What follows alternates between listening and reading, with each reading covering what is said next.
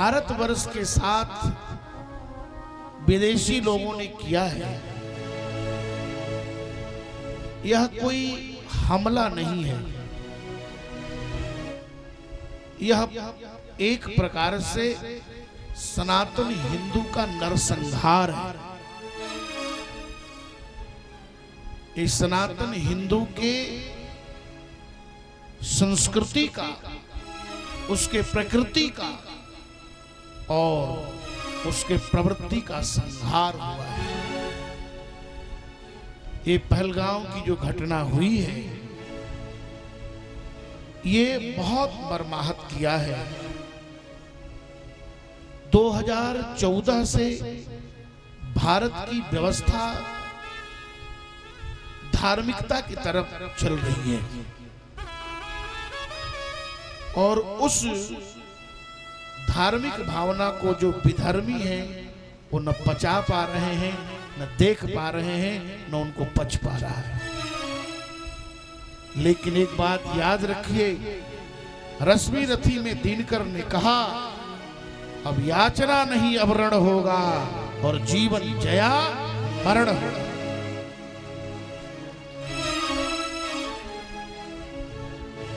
ये भारतवर्ष है, वीरभोग्या वसुंधरा।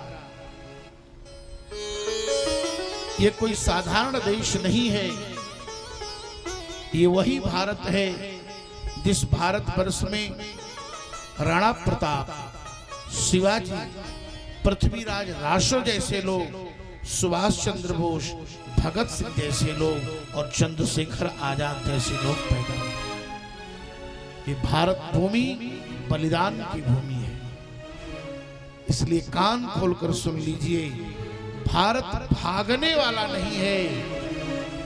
हाँ, एक बात है कि थोड़े देर के लिए भारत शांति में विश्वास करता है, क्योंकि शांति सीता समानीता आत्मा रामो विराजते। शांति रूपी सीता इस भारत में हुई, लेकिन याद करो विधर्मियों, जब शांति रूपी सीता को विदेश का आक्रांता रावण चुरा कर ले गया, तो यही भूमि है कि भगवान राम ने उसको नस्ते नाबूद कर दिया।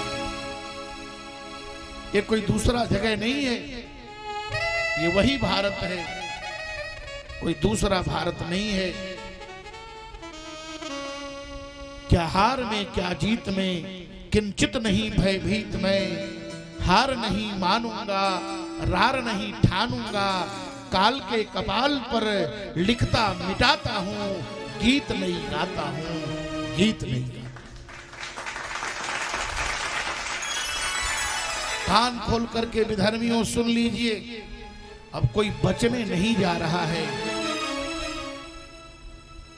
कोई बचेगा नहीं। भगवान श्री राम ने कहा जटायु से कि चाचा जी आप मत जाकर के मेरे पिता से कहिएगा, यदि मैं राम होऊंगा तो दशानन अपने परिवार के साथ जाकर कहेगा और बताएगा कि मैं कैसे और किस स्थिति में यहाँ आया हूं। अब वो समय बीत गया जो समझौता और सुलह पर चल रहा था। भारत की सेना के जज्बात को अभी किसी ने देखा नहीं है। भारतवर्ष में जितने सैनिक हैं, उससे ज्यादा घर घर में सैनिक पड़े हुए। ये भारत भूमि बलिदान की भूमि है। यहाँ से यहाँ का एक भी व्यक्ति ऐसा नहीं है जो भारत भूमि के लिए बलिदान देने के लिए तैयार हो। यदि आप हमारी संस्कृति पर और यदि हमारी सभ्यता पर और हमारी शालीनता पर कुठारघात करेंगे तो बचना नहीं है। और प्रधानमंत्री ने सूचना ही नहीं दिया है, घोषणा कर दिया है कि अब नहीं बच पाओगे, चाहे दुनिया में कोई बचाने वाला है। ये बहुत दुख के साथ कहना पड़ रहा है कि इतना बड़ा नरसंहार केवल मजहब देखकर शर्म नहीं आती। हम लोग आनो भद्राः कृतवो यत्तु विश्वतो दब्धासो की संस्कृति, सर्वे भवन्तु सुखिनः सर्वे सन्तु निरामयाः, समानो मंत्रः समीति संगच्छध्वं संवदध्वं शंभो मनांसि जानताम दैवा भावे यथा पूर्वम संजानानाम उपासते ऋग्वेद। और ऐसे राष्ट्र के साथ छेड़छाड़ करना अच्छी बात नहीं है। जब से घटना हुई है मन बड़ा अशांत और व्यथित है। महाराज श्री कुल बैठे थे, एक दृश्य मैंने टीवी में देखा, मेरे आंख से आंसू गिरने लगे। किसी के साथ ऐसा नहीं होना चाहिए, चाहे वो कोई भी हो। और हिंदुओं, एक विशेष निवेदन है, जाति पाति में बंटना छोड़ दो, सनातनी होकर के और एकजुट हो जाओ।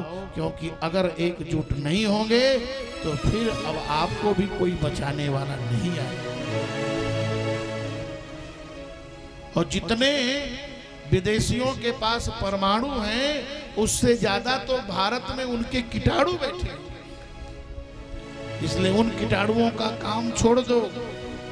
उनको जाति का नेता और पाति का नेता मत मानो, क्योंकि वो तो एसी में सो रहे हैं, लेकिन आपके ऊपर क्या बीत रहा है आप समझिए। आप काटे जाओगे, आप मारे जाओगे। बंगाल में कोई ये नहीं पूछ रहा है कि आप किस वर्ण के हैं। ये नहीं पूछा पहलगांव में कि तुम किस वर्ण के हो। कितने शर्म की बात है, कपड़े उतार कर लोगों को साथ ऐसा दुर्व्यवहार करना।